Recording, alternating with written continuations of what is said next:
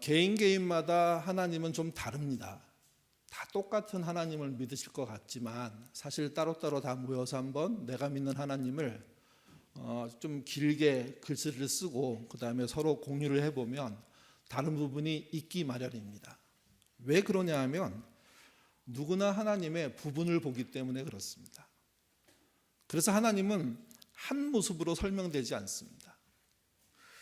하나님이 어떤 분이냐, 그 사람이 알고 있는 그 조각조각의 모양들이 그래서 중요합니다.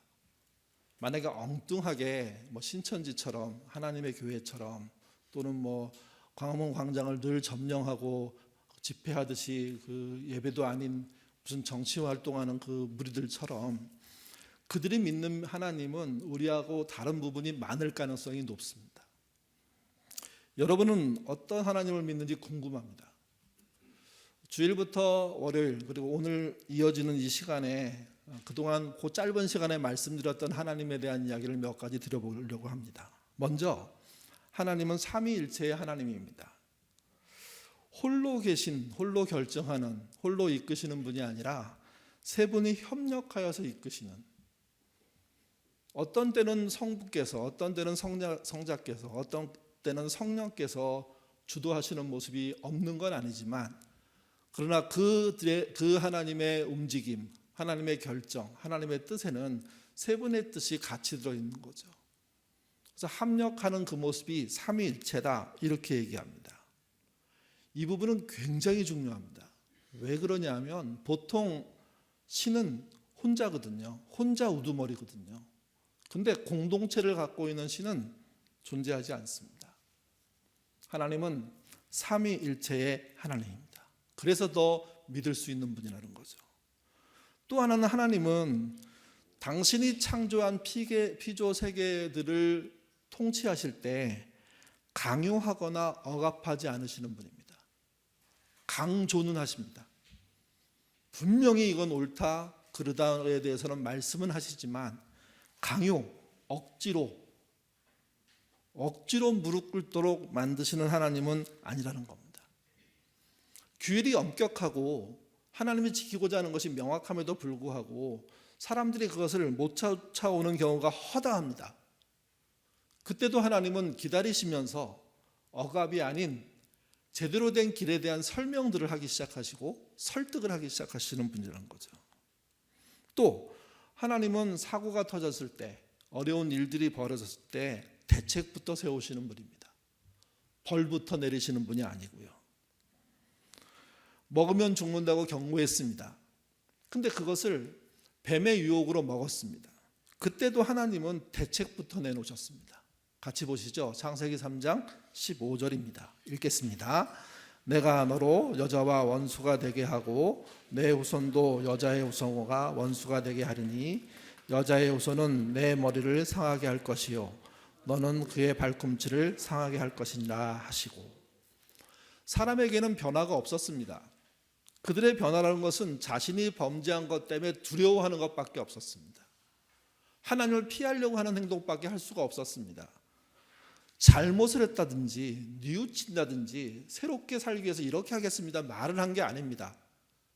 그냥 무서워서 벌벌 떨면서 대책 없이 지금 시간을 보내고 있는 이들 앞에 하나님은 즉각 당신이 먼저 대책을 내놓으십니다. 방향성을 정해 주십니다. 선제적이신 분입니다. 그래서 그 하나님이 믿을 만하다는 겁니다. 너 말해. 틀렸지? 잘못했지? 어떻게 할래? 그 말을 듣고 난 다음에 그러면 나는 이렇게 할 거야. 이런 하나님이 아니라는 겁니다. 용서할 거를 전제하시는 분이기 때문에 용서받기를 원하는 자가 이미 멀리 떨어져 있음에도, 아직 가까이 오지 않았음에도 불구하고 미리 용서를 전제로 한 대책들을 세우시고 그것을 발표하시고 그것을 알게 해주시는 거죠. 그래서 일반 신들과 너무도 다른 겁니다. 또 하나님은 반복적으로 실수하고 죄를 짓고 넘어진다고 하더라도 당신의 약속을 번복하지 않습니다. 물론 바로 뒤에 말씀드리겠지만 하나님이 어마어마하게 화가 나서 그야말로 저렇게 무서운 분이 하나님일까 할 정도의 정말 노발대발을 하시는 장면들이 실제 있는데, 그때도 결과는요 번복이 아닙니다. 한번 말씀하시면 지키십니다. 근데 대부분 그 지키는 내용은 하나님이 손해보는 겁니다. 하나님이 양보하고 기다리는 겁니다. 인내하고 견디시는 겁니다. 그 견디심을, 책임져야 함을, 해내야 함을 당신은 변함없이 번복 없이 해내시는 분이라는 거죠. 또 하나님은 사람의 설득을 들으십니다. 한 번은 시내산에서 모세가 하나님의 명령을 따라 시내산에 40일 올라가게 됐습니다. 그곳에 올라가서 십계명을 받게 되었습니다. 40일 동안 내려오지 않자 밑에서는 모세가 죽은 거 아니냐, 아론 당신이 지금 우리를 응집해가지고 우리가 믿는 하나님을 형상으로 만들어내라 하는 종용을 합니다. 이 종용에 아론이 반응하죠. 그래서 금을 모아다가 재련해서 금 송아지 모양을 만들어냅니다. 참 그 본문을 읽으면 어처구니가 없습니다. 금을 던져넣었더니 송아지 모양이 뿅 튀어나왔다는 겁니다. 그렇게까지 책임을 회피하면서까지도 금송아지 우상, 그걸 만들어서 이분이 하나님이야 하는 섬김들을 하게 되죠. 그때 하나님이 도대체 화를 안 내시는 분인데 화를 내셨습니다. 이 화는 무지 어마어마했습니다. 출애굽기 32장 9절에서 10절입니다. 읽겠습니다. 여호와께서 또 모세에게 이르시되 내가 이 백성을 보니 목이 뻣뻣한 백성이로다. 그런즉 내가 하는 대로 두라. 내가 그들을 진멸하고 너를 큰 나라가, 원어의 뜻을 좀 편하게 풀어 읽으면 그 자리에 있는 모든 자들을 불태워버리겠다 하는 뜻입니다. 하나님이신데, 여러분 하나님이 하려고 마음먹으면 얘기할 필요가 없으십니다. 그냥 하시면 되거든요. 근데 말씀을 하신 겁니다. 그렇게 하겠다고. 그리고 모세 너를 통해서 다시 민족을 시작하시겠다고. 그런데 즉각하지 않고 모세에게 그렇게 말한 이유가 뭘까요? 여기에 좀 하나님, 죄송한 표현인데 하나님 답, 이게 하나님의 다운 모습이겠죠. 근데 보통 권위 있는 인간은 그렇게 안 합니다. 마음에 결정하고 이건 끝이야. 그러면 일말의 시간도 안 주고 그냥 다 쳐서 없애버리죠. 하나님은 그렇지 않습니다. 오히려 내 마음을 들어야 한다는 듯이 모세에게 자기의 속사정을 말하듯이 뭔가 이야기를 해주시고, 그리고 모세의 반응을 기다린다는 느낌이 들 정도로 시간을 주십니다. 모세가 그 이야기를 알아들었습니다. 하나님의 마음을 알아들은 그가 한 일이 무엇입니까? 12장 하반절부터 12절 하반절부터 14절입니다. 읽겠습니다. 주의 맹렬한 노를 그치시고 뜻을 돌이키사 주의 백성에게 이 화를 내리지 마옵소서. 주의 종 아브라함과 이삭과 이스라엘을 기억하소서. 주께서 그들을 위하여 주를 가리켜 맹세하여 이르시기를 내가 너희의 자손을 하늘의 별처럼 많게 하고 내가 허락한 이 온 땅을 너희의 자손에게 주어 영원한 기업이 되게 하리라 하셨나이다. 여호와께서 뜻을 돌이키사 하나님의 말씀에 그 백성에게 내리지 아니하시니라. 모세가 하나님의 화가 난 그 이야기 속을 들으면서 하나님을 말려야 되는 일이구나. 그래서 그는 자기 목숨을 걸고 하나님 앞에 막아섭니다. 모세는 하나님 뜻을 돌이켜 주십시오 매달립니다. 알아들은 사람이 해야 될 일입니다. 여기에 화법이 대단히 중요합니다. 매달리는 그가 하나님께 말을 할 때 사용했던 것은 하나님이 하신 약속이었습니다. 어린 자녀들이 어른들에게 말을 할 때, 아버지한테 말을 할 때 자기 주장만 펴가지고는 말이 안 먹히죠. 아버지가 한 말, 어머니가 한 말, 어른이 한 말 중에 정말 자기가 마음에 새겼고 그래서 그렇게 하려고 했던 내용들을 풀어놓을 때 문제가 꼬인 것이 풀리고 오해가 바로잡히는 일들이 벌어집니다. 모세는 하나님의 뜻을 돌이켜달라고 말하면서 저항한 게 아닙니다. 하나님 우리를 다시 살려주시는데 그 살려주시는 이유가 하나님 당신이 미리 우리들에게 하신 말씀, 우리의 조상인 아브라함에게 하신 말씀, 우리의 조상인 이삭과 우리의 선배들에게 하신 그 약속, 별처럼 많게 하겠다는 그 약속 지켜달라고, 영원한 기업이 되겠다고 하신 이 말씀 지켜달라고 그렇게 하나님을 붙잡습니다. 하나님은 당신의 말을 기준으로 살려고 애쓰는 사람, 당신의 말을 통해서 자신을 돌이키려고 애쓰는 자에게 분노를 삭히시는 분입니다. 그리고 오히려 그 사람의 말에 순종하듯이 쫓아가는, 그래서 하나님이 다른 신과는 완전히 다른 사람의 말을 경청하는, 사람의 설득까지도 받아들이는 그런 분이라는 걸 알 수가 있는 겁니다. 여러분은 어떤 하나님을 알고 계십니까? 여러분의 알고 있는 하나님이 정말 성경에 나와 있는 하나님의 모습이었으면 좋겠습니다. 여러분이 불에 휙 던져가지고 금송아지처럼 팡 튀어나온 대단히 매력적이고 세련돼 보이지만 성경적이지 않은, 대단한 능력을 갖고 있는 것 같지만 하나님은 아닌, 대단한 말과 화술로 얘기하는 것 같지만 하나님의 약속에 기준하지 않은 그런 하나님은 아니어야 됩니다. 우리가 신약성경 복음서를 얘기할 때 사복음서가 있고 또 하나의 복음서가 있다고 얘기하잖아요. 그게 뭡니까?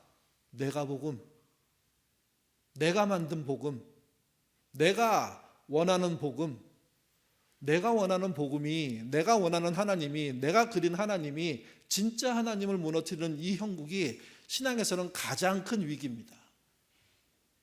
그래서 하나님을 잘 살펴보셔야 되고 잘 들어보셔야 되고 그리고 잘 정리하셔야 됩니다. 물론 문구로 명확하게 적어서 외우란 뜻이 아닙니다. 내 마음대로 믿지 말라는 거죠. 그분의 말씀에 따라 믿어야 된다는 거죠. 위기가 올 때 그분의 말씀에 따라 하나님께 말하는 게 우리가 살 길이라는 겁니다. 교회가 망하는 이유는 명확합니다. 숫자가 줄어들어서가 아닙니다. 하나님의 말씀으로 말할 줄 모르게 되기 때문입니다. 지난 10월 27일 날 얼마 되지도 않았죠. 광화문 광장에서 진짜 억지 예배, 주일 예배, 전국에서 차 타고 올라와서 예배 드렸다고 하는데 그게 예배일까 하는 예배, 그런 예배를 드리면서 하나님이 받아주십사 하는 것이 그게 내가 복음을 얘기하는 것이고, 자기가 조각한 하나님, 금송아지 하나님, 그거에 숭배하는 것과 별 다르지가 않습니다. 창세기 11장은 바벨탑이 무너진 이후에 노아의 첫 아들 셈의 족보로 이어집니다. 도대체 시간이 얼마큼 흘렀는지 정확하게 계산할 수 없지만 꽤 많은 시간이 흐른 다음에 등장한 인물이 누구냐? 아브라함입니다. 이때도 하나님은 선제적으로 아브라함에게 약속을 주십니다. 저는 이 선제적인 약속이라는 게 중요하다고 생각합니다. 하나님이 끌려가지 않고 하나님이 부른 자에게 어떤 조건도 걸지 않고 미리 약속해 주시는 거죠. 이 약속은 한 번이 아닙니다. 창세기 12장에도 15장에도 17장에도 18장에도 4번에 걸쳐서 비슷한 약속 같지만 약속의 내용이 점점 확대되듯이 구체화되는 내용으로 설명되어 있습니다. 그것의 약속의 시작이 창세기 12장 1절에서 3절입니다. 아까 읽은 본문이죠. 함께 읽겠습니다. 여호와께서 아브라함에게 이르시되 너는 너의 고향과 친척과 아버지의 집을 떠나 내가 내게 보여줄 땅으로 가라. 내가 너로 큰 민족을 이루고 내게 복을 주어 내 이름을 창대하게 하리니 너는 복이 될지니라. 너를 축복하는 자에게는 내가 복을 내리고 너를 저주하는 자에게는 내가 저주하리니 땅의 모든 족속이 너로 말미암아 복을 얻을 것이니라 하신지라. 금방 말씀드렸지만 이 약속은 4번에 걸쳐서 구체화됩니다. 그 내용은 또 4가지로 정리할 수 있습니다. 첫 번째가 이겁니다. 아들들을 낳을 겁니다. 아들을 낳는 게 아닙니다.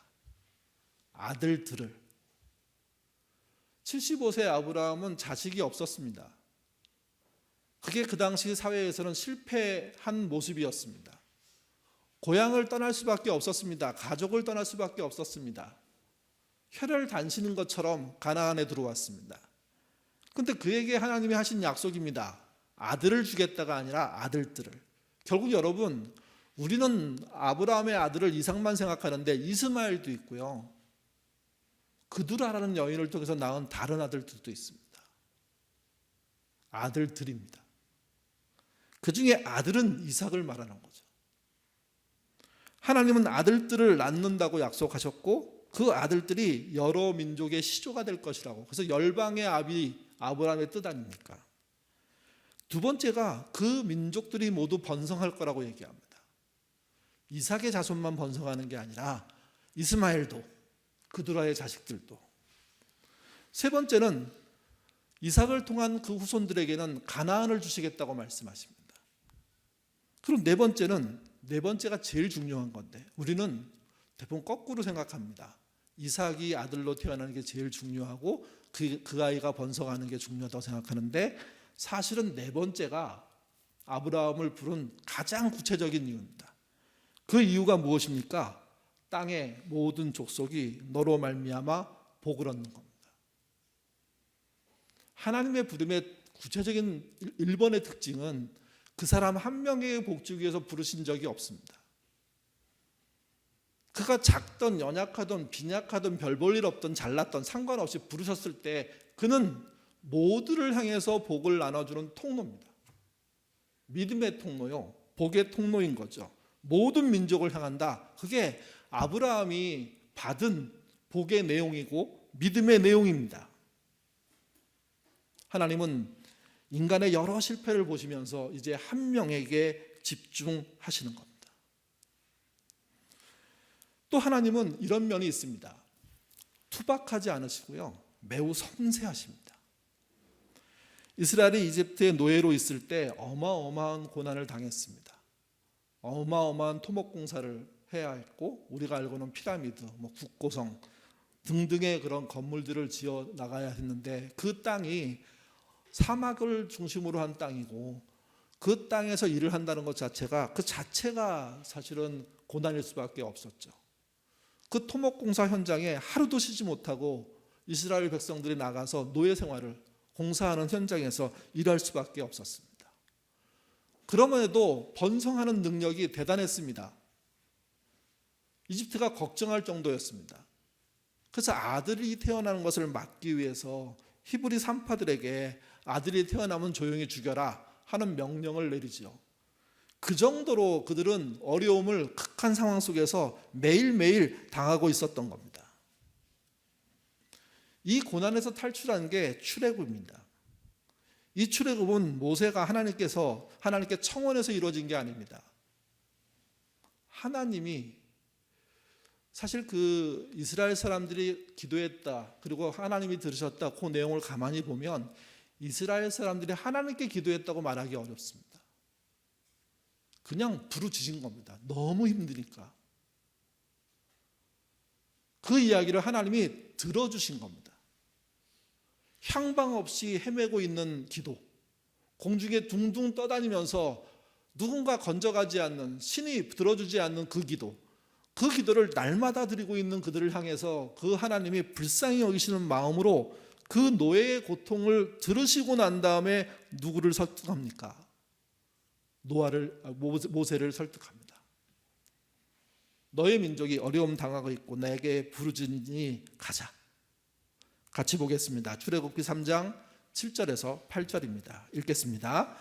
여호와께서 이르시되 내가 애굽에 있는 내 백성의 고통을 분명히 보고 그들이 그들의 감독자로 말미암아 부르짖음을 듣고 그 근심을 알고 내가 내려가서 그들을 애굽인의 손에서 건져내고 그들을 그 땅에서 인도하여 아름답고 광대한 땅, 젖과 꿀이 흐르는 땅, 곧 가나안 족속, 헷 족속, 아모리 족속, 브리스 족속, 히위 족속, 여부스 족속 지방에 데려가려 하노라.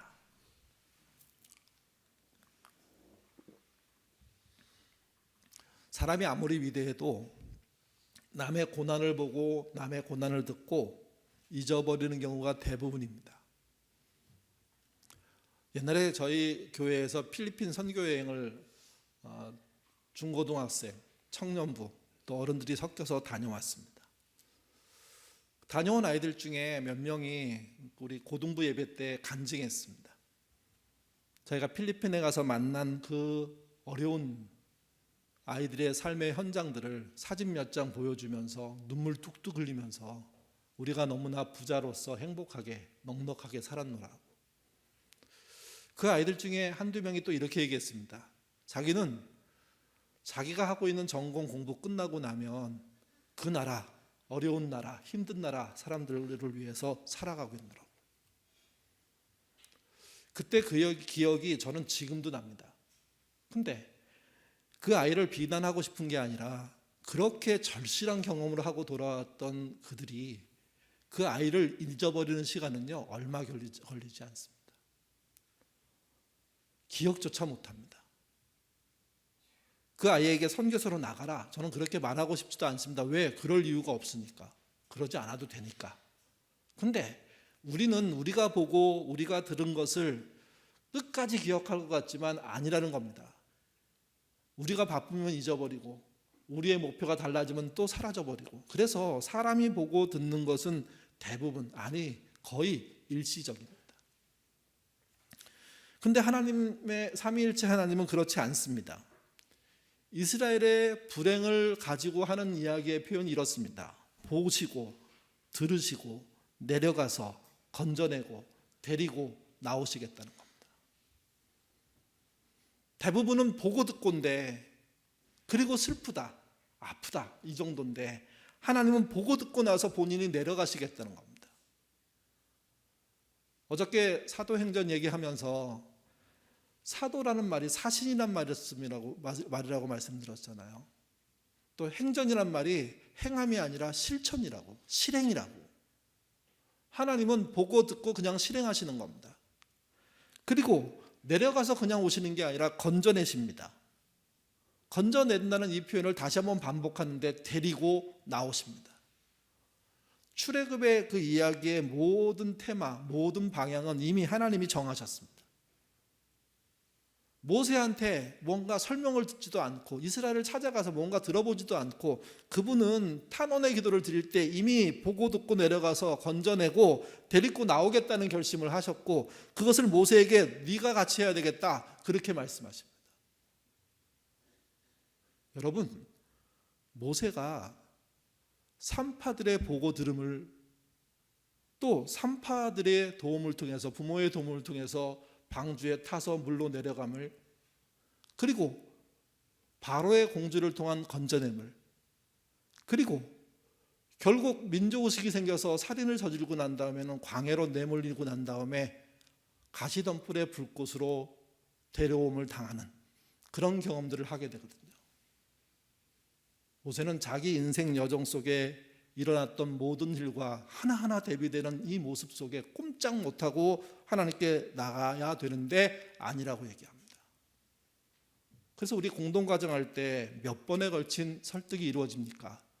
7번에 걸친 설득이 이루어집니다. 하나님의 자발적인 공감이 없었다면, 다른 신들처럼 권위만 세우는 하나님이었다면 이런 일은 발생하지 않습니다. 그런데 하나님은 공중에 둥둥 방향을 잃은 떠다니는 그 고통의 기도를 그 스스로가 그냥 접수하시고, 본인이 보고 듣고 내려가서 건져오고 데려 나오겠다고, 그런 각오와 함께 모세 너 함께 가야 되겠다고 말씀하시는 거죠. 고난에 모른 척 하시는 게 아니라 공감하십니다. 같이 보시죠. 출애굽기 2장 24절에서 25절입니다. 읽겠습니다. 하나님이 그들의 고통 소리를 들으시고 하나님이 아브라함과 이삭과 야곱에게 세운 그 언약을 기억하사 하나님의 이스라엘 자손들을 돌려보시고 하나님이 그들을 기억하셨더라. 하나님이 이스라엘 사람들의 탄원을 들었던 가장 큰 이유는 아브라함에게 했던 약속, 아까 읽었던 우리 창세기 12장, 그리고 그 뒤에 있는 3장, 이삭에게 했던 약속, 야곱에게 했던 약속 때문이랍니다. 하나님이 예민하게 반응하는 것은 선제적으로 약속하셨기 때문입니다. 상황을 보고 난 다음에 그래 내가 유리하니까 해줄게, 내가 할 수 있으니까 해줄게가 아니라, 그런 거 상관없이 너면 충분해, 내가 너를 지킬게, 걱정하지 마. 그렇게 아브라함에게 약속했기 때문에, 너의 자식들을 키울게, 그렇게 약속하셨기 때문에, 이런 약속의 시작이 실제 존재했기 때문에 이 구원의 행렬, 약속을 지키는 행렬이 시작하는 거죠. 하나님은 당신이 하신 말씀을 잊지 않으십니다. 우리는 잊습니다. 보통 심리학자들이 다 말합니다. 사람은요, 전부 편집해서 기억한답니다. 있는 것을 그대로 기억하지 않습니다. 놀라운 건 이런 것도 있습니다. 잊어먹으려니까 메모를 해요. 근데 여러분, 메모도 임의로 조작을 하는 거 아십니까? 기록하면서. 아니라고 생각하실 겁니다. 그럴 리가, 내가 지금 정신이 있는데 멀쩡한데. 아니요, 자기도 모르게 자기의 언어로 다르게 적습니다. 이게 인간의 놀라운 능력입니다. 하나님은 그렇지 않으십니다. 모세, 그 후손들이 살고 있는 그 땅에 일을 해결하시는데 그의 조상 아브라함, 이삭, 야곱에게 하신 약속이 적용되는 겁니다. 이런 소급이 어디 있습니까? 이런 넓은 약속이 어디 있습니까? 이런 책임의 양을 극대화하는 약속이 어디 있습니까? 하나님은 그러신 분입니다. 치사하게 약속의 조문조문을 따져가지고 이건 아니고 이건 못하고 이런 게 아닙니다. 우리는 그렇게 하지만 하나님은 오히려 약속에 약속을 더해서 그 약속의 눈덩어리가 어마어마하게 커지게 만들어서 이 안에만 들어오면, 그렇게 말하는 것처럼, 아니 이 안에 못 들어와도 그 이외의 것까지도 전부 다 마치 눈사람을 키워도 굴려가지고 눈의 크기를 크게 만드는 것처럼 약속의 크기를 크게 만드시는 분이 하나님이십니다. 근데 그 하나님이 그 모든 걸 섬세하게 기억하신다는 겁니다. 그리고 그 약속을 지키십니다. 이 사건 속에 하나님이 사람을 향한, 특별히 이스라엘 사람들, 히브리 노예들을 향한 공감이 들어있습니다. 근데 또 하나님의 공감만 있는 게 아닙니다. 그 안에는요, 사람들의 공감도 있습니다. 한 가지씩만 보면 이렇습니다. 내부적인 공감과 외부적인 공감인데요. 먼저 내부적인 공감은 아들을 낳으면 죽이라고 하니까 죽이지 않고 살리려고 했던 히브리 산파들이 있습니다. 그들은 죽이라는 명령을 직접 받은 사람들입니다. 자기 동족의 아들들을 죽인다는 이 일은 쉽지 않은 일이죠. 근데 이 일을 어기면 자신들의 목숨도 위험합니다. 그러니 어쩔 수 없이 죽이는 일들이 벌어집니다. 근데 히브리 산파 대부분이 의롭게 죽이지 않고 오히려 이상한 변명들을 늘었습니다. 히브리 여인들은 건강해서 자기가 도착하기 전에 이미 아이를 낳았다.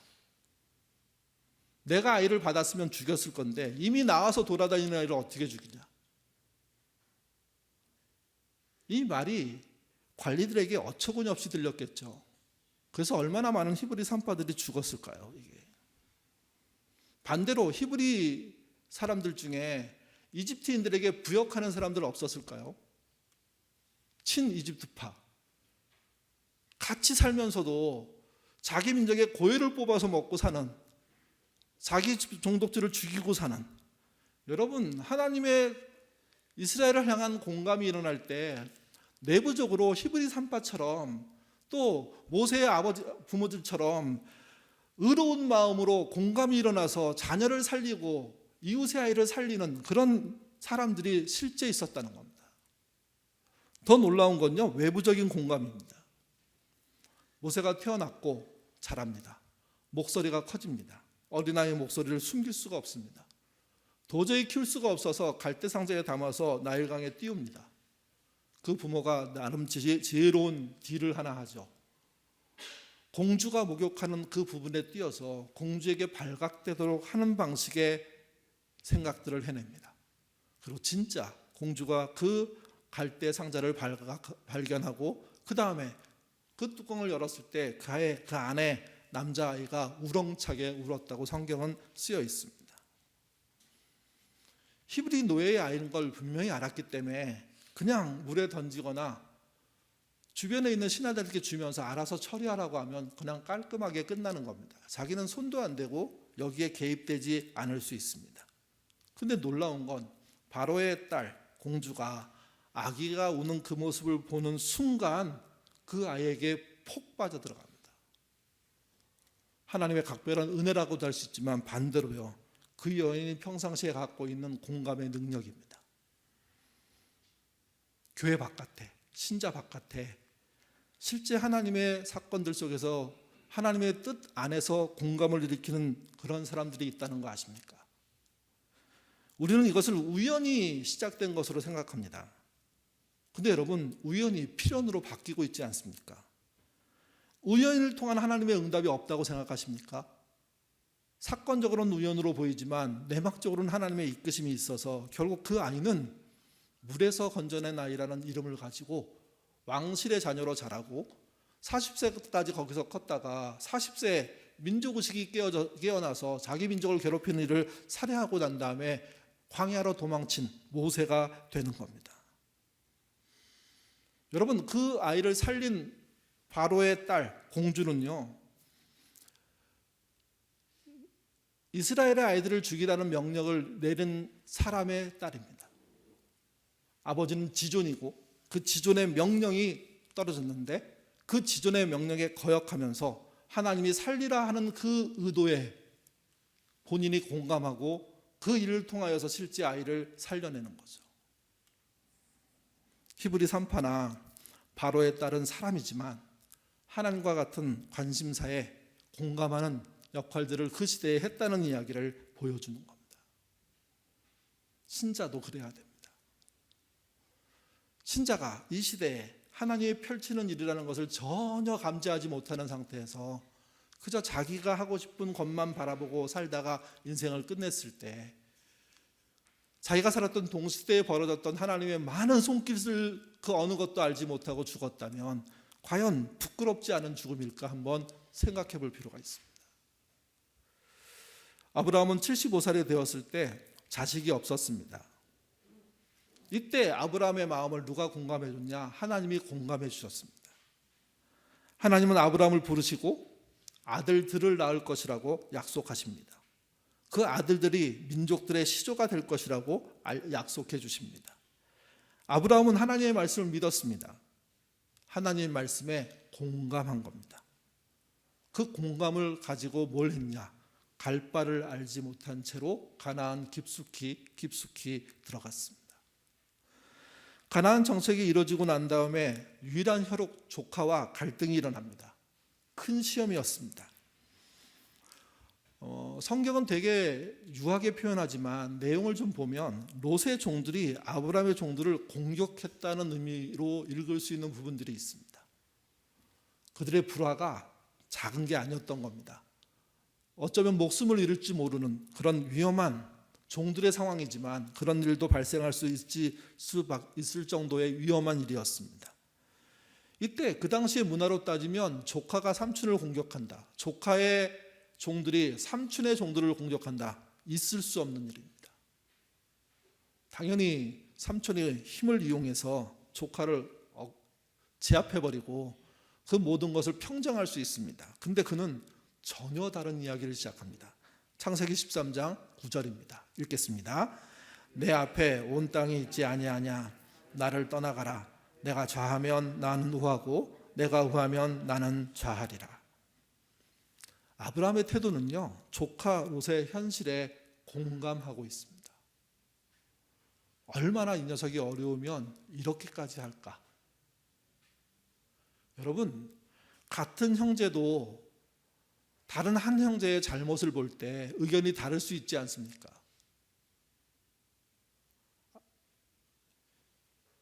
아브라함이라는 존재가 인격적으로 얼마나 성숙한지 모르겠지만 하나님의 공감을 받고 가나안 생활을 하고 나름 자리받고 난 다음에 그의 모습은 조카 롯에 관해서는요, 현실적인 그 모든 불화를 뛰어넘는, 오히려 그 마음을 공감해서 네가 원하는 대로 선택해라 할 정도의 길을 열어주는 그런 능력자였습니다. 실제 그는 롯은 소돔과 고모라를 선택해서 가죠. 어느 날 아브라함이 하나님을 통해서 소돔과 고모라 심판을 듣게 됩니다. 그때 롯 때문에 질문합니다. 의인이 있으면 심판하시겠습니까? 하나님은 아니라고 했습니다. 아브라함은 롯이 의인이라고 믿었습니다. 왜? 자기와 함께 하나님의 이끄심을 따라 여기까지 왔기 때문에. 근데 하나님 보시기에는 아니었죠. 소돔과 고모라가 심판받았고 그 소돔과 고모라는 불타버렸습니다. 그때 하나님이 그 아브라함에게 해준 일이 있죠. 아주 우리에겐 유명한 구절인데 창세기 19장 29절입니다. 읽겠습니다. 하나님이 그 지역의 성들을 멸하실 때 곧 롯이 거주하는 성들을 엎으실 때 하나님이 아브라함을 생각하사 롯을 그 엎으신 중에 내보내셨더라. 하나님이 조카 롯을 사랑하는 아브라함의 마음에 공감하고 계십니다. 아브라함이 이삭을 낳았습니다. 얼마나 기뻤을까요? 그런데 하나님이 그를 번제로 드리랍니다. 당시 아이의 나이는 10대 중반, 초반 이렇게 생각할 수 있는 나이입니다. 힘이 있습니다. 이 아이를 죽여 번제를 드린다? 난감할 수밖에 없는 일입니다. 그런데 아브라함은 아이를 번제로 드리기 위해서 약속한 장소로 갑니다. 번제 장소에 도착했습니다. 이제 산을 오르면 번제단이 있는데 산 아래에서 아브라함이 이삭과 종들에게 말합니다. 창세기 22장 5절입니다. 읽겠습니다. 이에 아브라함이 종들에게 이르되 너희는 나귀와 함께 여기 기다리라. 내가 아이와 함께 저기 가서 예배하고 너희를. 본문은 우리가 올라가서 예배하고 우리가 내려오리라 이렇게 얘기합니다. 아브라함은 하나님이 이삭을 제물로 받으시더라도 이삭과 함께 돌아올 것이라고 생각한 것 같습니다. 아니면 다른 생각도 할 수가 있고요. 아브라함의 마음이 이런 겁니다. 하나님께서 어떤 이유가 있다고 그래서 그렇게 하라고 말씀하셨으니 그 일에 그는 공감하고 움직이고 있는 겁니다. 그렇다고 쉬운 일 아닙니다. 무시무시한 일이고 말도 안 되는 일이고 정말 자기 생명을 버리는 위험한 일입니다. 근데 하나님이 어떤 이유가 있으실 것이라는 그 공감 때문에 그 모험을 하게 되는 거죠. 여러분 여기 이 말 속에는요, 이거 하면 큰 부자 돼, 이거 하면 대박나, 이거 하면 성공해, 이런 뜻이 들어있는 게 아닙니다. 알지 못하는 하나님의 뜻. 또 이삭은 도망치면 됩니다. 대들면 됩니다.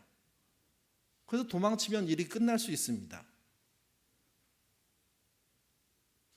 이삭에게는 두 가지의 공감이 필요합니다. 하나님에게 이유가 있었을 것이라는 공감, 또 하나는요, 아버지가 그렇게 할 수밖에 없는 이유가 있을 거라는 공감, 그게 존재해야 됩니다. 묶여서 죽기 직전까지 간 거 보면 하나님께 더불어 아버지에게 그 이유가 있을 거라고 믿는 공감이 그에게 일어난 겁니다. 아버지가 자신을 죽일 수밖에 없는 상황인데 아버지는 그 충분한 이유가 있다는 것을 갖고 계실 것이고, 그러면 죽더라도 아버지 말처럼 내려갈 수 있다, 돌아갈 수 있다 하는 공감이 일어난 겁니다. 하나님은요, 당신이 명령해 놓고 이 일이 전개되는 것을 다 지켜보고 계십니다. 하나님은 이삭의 마음도 아브라함의 마음도 다 알고 계시고 알고 있으며 공감하고 있습니다. 결국 이삭은 제물로 드려지지 않았습니다. 모두의 진심이 순식간에 통하는 결과가 일어납니다. 공감이 구속보다 먼저입니다. 약속이 이루어지는 모든 내용 속에는 하나님의 선행하는 공감이 존재하는 것이고, 또 하나님의 선행하는 공감 좌우에 사람들의 공감이 있고, 그것이 다각적으로 연결되면서 공동체적으로 연결되면서 마치 삼위일체 하나님이 공감하시듯 하나님과 신자가, 부자가, 공동체의 사람들이 하나 되는 공감을 일으키는 모습을 보여주심으로써 이것이 신앙이다, 이렇게 얘기해 주고 있는 겁니다. 홀로 우뚝 쓴 독립적인 신앙을 가져야 하지만 그 독립적인 신앙은 서로에게 공감하는 신앙이 아닐 때 독선이 됩니다. 하나님이 독선을 하지 않듯 우리도 그래야 하는 거죠. 모든 신앙은 하나님의 공감으로 시작됐습니다. 그 공감은 다른 사람들과 함께하는 공감으로 확산됩니다. 같은 믿음은 아니지만 심지어 하나님 믿음 바깥에 있던 바로의 딸과 같은 사람도 이 공감의 역사 속에 동참합니다. 또 하나님은 어제 말씀드렸지만 대단한 조직을 운영해서 일하시는 분이 아닙니다. 큰 세력, 많은 교인이 필요하지 않습니다. 성경의 흐름을 봐도 아담에서 에노스로, 에녹으로, 라멕으로, 노아로 이루어지는 작은 직계 가족들의 흐름들을 통해서도 충분히 인류 역사를 이끄시는 분이 하나님이라고 말하고 있습니다. 하나님의 공감을 받은 아브라함, 하나님의 뜻에 공감하고 아들 이삭은 아버지의 상황에 공감하고 그렇게 하면서 아버지와 아들과 하나님이 주고받는 놀라운 삼위의 모습의 공감의 역사가 이삭을 제물로 드리는 현장에서 벌어졌습니다.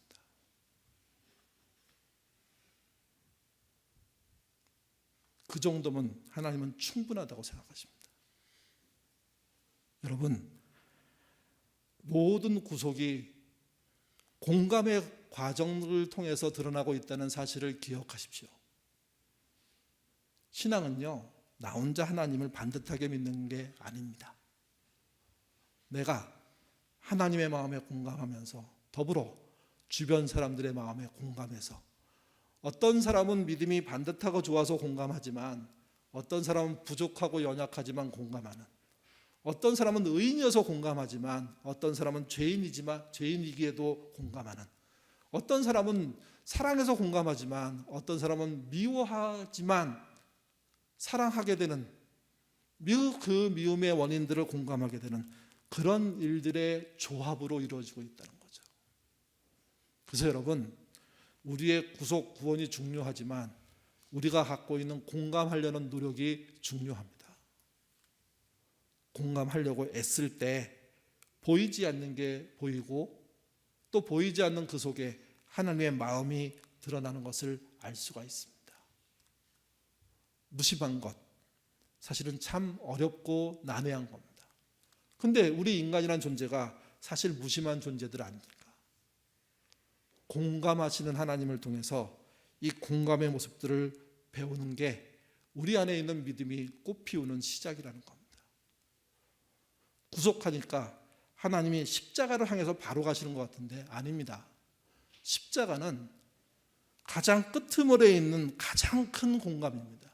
모든 공감이 무너졌을 때 나머지 모든 것을 보완하는 하나님의 방법인 거죠.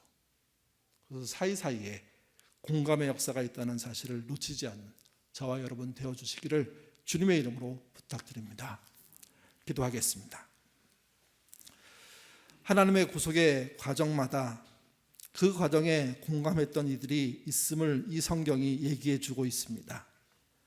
그의 수가 작지만 하나님은 그들과 함께 인류를 구원하는 일을 해 오셨습니다. 또 해 가실 겁니다. 하나님, 우리의 작은 수에 연연하지 않고 주눅들지 않고 우리가 우리의 믿음을 반듯하게 세우고 하나님의 정말 다양한 모습들을 함께 공유하면서 그 공유된 공감된 신앙 유지하는 신자 될 수 있도록 하나님 인도하여 주옵소서. 교회가 때때로는 인원 숫자로 또 재정의 크기로 그리고 하고 있는 일의 크기로 얘기될 때가 있습니다. 그런 논의도 필요하지만 그보다는 우리가 알고 있는 하나님, 그 하나님에 대해서 민감해지는 교회가 될 때 더 강하고 힘 있는 교회 된다는 사실 놓치지 않도록 도와주시옵소서. 하나님, 우리를 구속하시려고 애쓰셨습니다. 그 구속의 시작이 억눌린 자들에게 공감하고 고난 당하는 자들에게 공감하는 거였습니다.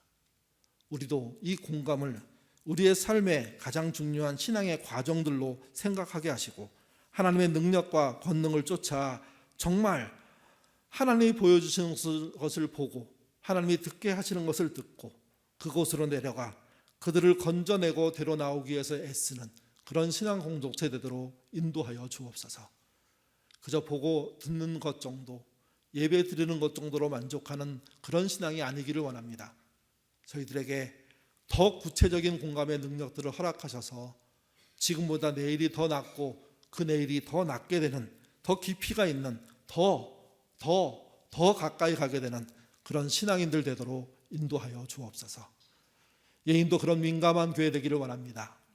아둘람마다 교회 전체적으로 좀 더 우리의 교우들에게 관심 갖게 도와주시고 그들의 형편과 처지에 따라 차별하는 것이 아니라 관계없이 손 붙잡고 서로 위로하고 서로 공감하는 일에 앞장서는 그런 공동체 되도록 도와주시옵소서.